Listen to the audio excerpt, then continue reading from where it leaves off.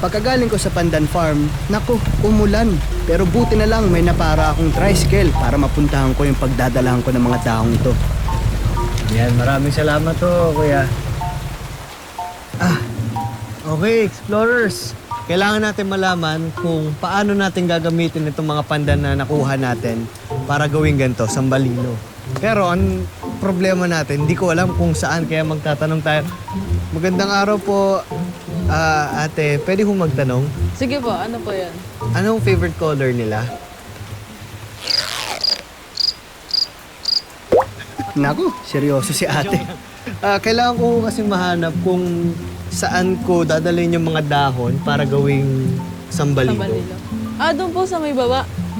Anong tawag doon sa Iluhan po. Iluhan? Diyan lang po sa may pangatlong bahay po. Pangatlong bahay po? Yes. Thank you. Sige po, thank you po din Thank you. po. Kuya, doon daw po tayo sa may pangatlong bahay. Sige. Tara.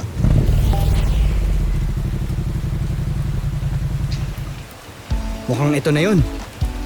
Magandang araw ho. Good afternoon po.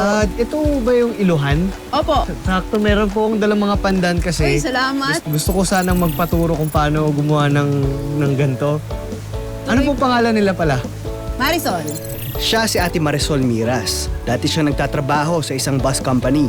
Pero ngayon, isa na siyang weaver o maglalala.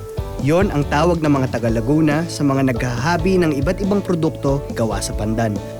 Dito sa Barangay Sisilmin, may samahan ng mga kababaihang maglalala. At dito sila gumagawa sa magkatabing kubo. Mula sa gubat, ang mga dahon ng pandan ay dinadala dito sa Iluhan, kung saan ginagawa ang susunod na steps para yung mga dahon ng pandan ay maging sambalilo. Gawa ito sa kahoy, tapos sa gulong ng truck. Yung bigat nito ang magpapalambot dito. Sige, Kailangan mo na paano? tuyong pandan. Hindi pa po ito. Hindi, kailangan pa natin tuyuin yan. Kaya pala may mga bahay dito na nakasampay ang mga dahon. Nagpapatuyo. Ngayon, alam ko na. Ready na ako para sa demo ni Ate Sol. Okay. Hawakan mo to, isusubo mo siyang ganyan. Sige, hawakan ko po. Tapos, medyo mabigat ba? Isang tao lang, kaya na to. Sige nga po, subukan ko nga po yan. Sige, Paano sige. dyan? Pag Sige. tayo. Okay, sige. Pull, push. Yan. Pull, push. Ang Ayos. tawag dyan pag-uuga. Pag-uga. Kasi inuuga may kahoy. Pero teka, paano ko malalaman kung okay na to? Pakiramdaman na lang kung malambot na. At habang tuloy-tuloy ako sa pag-uuga, tuloy-tuloy din ang kwentuhan.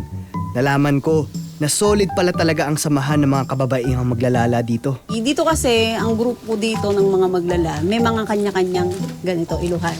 So, nag-aambagan para Para makabili ng makatayo ng iluhan.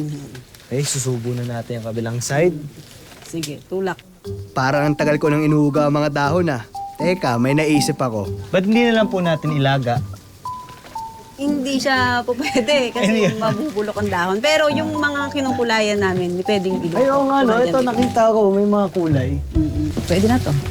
Sabi nga, okay na to. Okay na to. Sa wakas, natapos din ang workout ko. Konti na lang, mabubuo ko ng mission. Ang susunod na step ay ang paglalala o weaving. At para mas mabilis akong matuto, dinala ako ni Ate Marisol sa dayuhan, ang kubo na dinadayo ng mga maglalala. Magandang araw po, ako po si Miguel. Dito ko nakilala ang mga nanay na part ng kanilang samahan. Pero bago ako sumabak sa huling part ng mission, may warm-up muna kami. Pinakita nila sa akin ang pagbubulay o paghahati sa dahon ng pandan para maging mas manipis na strips ito. Ayan na, magiging ganyan sa kanipis. Mukhang chill na chill lang sila, no? Pero tingnan nyo yung mga daliri nila. Parang speedrunner sa bilis. Ang bilis yung po gumawa. Ano kayang speed record ni nanay sa paggawa ng isang sambalilo? Pag po yung mga ganun, mga 45 minutes. 45 minutes? Hanep, astig! Kaya naman tutok na tutok ako sa paggawa ng sarili kong sambalilo. Ang aastig kasi ng mga nanay dito eh. Mahirap nang mapahiya. Partida, doble-doble pa nagtuturo sa akin. Ito po muna. Yan, kunin mo. Ito. Tapos ulit. Medyo naguguluhan ako. Sa kanila ko nakita na iba talaga ang nabibigay ng real life experience. At kung XP lang din ang pinag-uusapan, nakasama ko rin ang isang OG ng kanilang samahan. ang pinakamatandang gumagawa ng sambalilo dito sa lugar nila. Si Nanay Vicenta, 86 years old na yan. So since 10 years old daw si nanay, gumagawa na siya sambalilo. Anong natutulong nito sa community niyo? Tulad ng mga nanay natin, yung mga yari nila, yun ng product, yung nagawa nila na ganito, ibebenta kinabukasan. Gahapon ngayon, lalalahin nila, kinabukasan bebenta para merong pambangon at pamasahin ng bata papuntang school. Meron na ho ba napagtapos yung...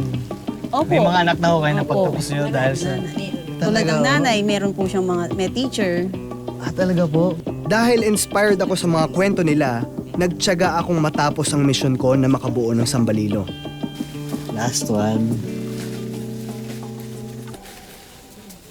Yay! Mission 2 completed. Akala nyo malaki gagawin ko na maliit lang. Kasi hindi pa masyado magaling. Hindi katulad nila nanay ni Ate Sol. Maraming salamat po Ate Sol, Nay, sa pagtuturo sa akin. Sana nag-enjoy po kayo kahit na medyo matigas yung kamay ko. Maraming salamat po. Nag-enjoy po ako. Thank you po. Salamat po.